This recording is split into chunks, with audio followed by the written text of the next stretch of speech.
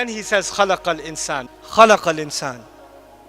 You know the word insan, Ibn al-Faris argued it could be two origins. It could be nasiya, means human beings are very forgetful.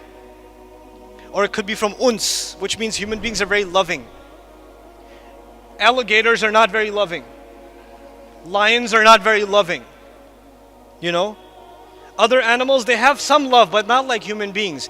We can even show love to other animals. We can show love to other human beings. We can show love to strangers, right? We have that ability. So we have uns in us. They are wahsh and we are uns.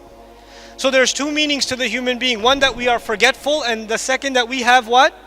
Love. Allah chose this message perfectly for people who are forgetful. For people who are forgetful.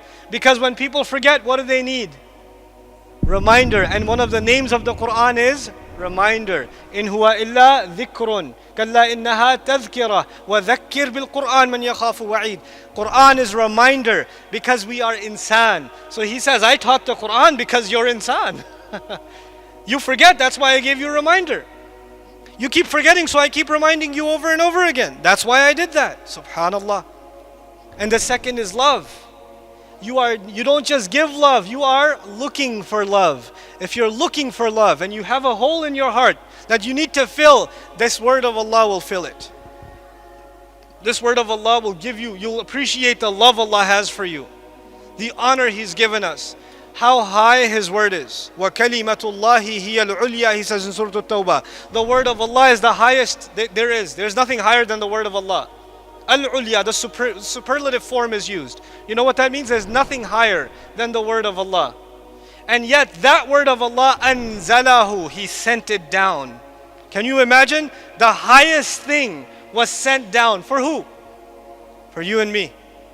That's what you call a gift. I don't deserve that gift and you don't deserve that gift. That is an act of love of Allah. Who is going to accept that invitation from Allah? If Allah called Himself a teacher, who will refuse to be a student? You know? And if you start now, I don't care if you're 70 or 7, if you turn to Allah and say, Ya Allah, I want to learn your book. You called yourself a teacher and I want Ar-Rahman to be my teacher, so I'm ready to be his student. Then it does not matter whether you know a little bit or you know a lot. Because you began with Ar-Rahman, there will be barakah in your learning. And when there's barakah in your learning, you will learn like you have never learned before. Never. You are a bad student in mathematics, you are terrible in English class, you are horrible in history class, but when you turn to Allah's book and you want to learn Arabic, which is a complicated language, it's complicated. You want to learn tafsir and tajweed and memorize. If your intentions are, I want Allah's love and mercy, then Allah will open doors in your brain you didn't know existed.